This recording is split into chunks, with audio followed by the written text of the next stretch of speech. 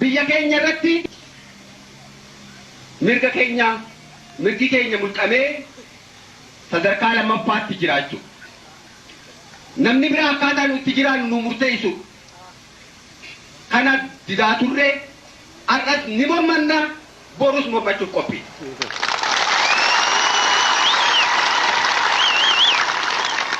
Gurraachi, adiin, diimaan yookaan immoo magariisni yoo jiraates kan samirraa bu'ee dhufullee osoo kan argamu ta'ee eenyu jalatti biyya keenya irratti kana seera kanaan bulii heera kanaan bulii akka dabbu hin jedhu akka jiraachuu hin feenu jechuudha.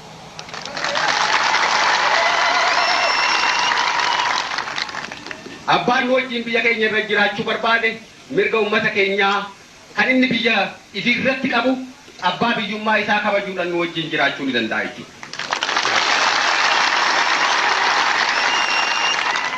Oromiyaa irratti yoomillee taanaan murteessan uummata Oromoo qofaa jennee taman.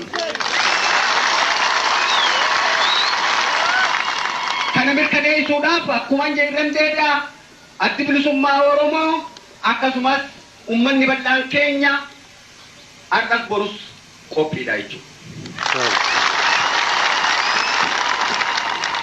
Humni qabsoo keenyaa kan har'a argitanii fi kan kanaan dura ture kan borus qabsoo kanaaf hiriiru akeeka adda bilisummaa Oromoo fi akeeka ummata bal'aa Oromoo kana bakkaan gahu kan qophaa'e jechuudha. Kanarraa kan hafe mirgi abbaa biraa kan inni dabreetiin saamuu barbaadu yookaan miidhaan addaa ummata keenya ittiin dursaa turee fi har'allee ittiin dursuu borus ittiin dursuu isa kanaa jechuudha. Kana ummanni keenya hanga maayyiitti nuu fudhachuudhaan akka adda bilisummaa Oromoo jalatti hiriiree fi tinnisee hanga maayyiitti akeeka ofiitiin xabaafachuudhaan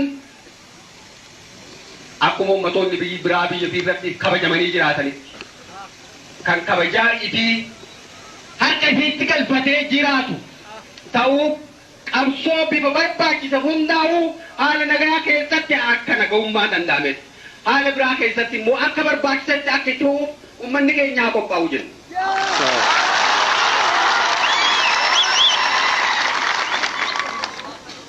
Egaa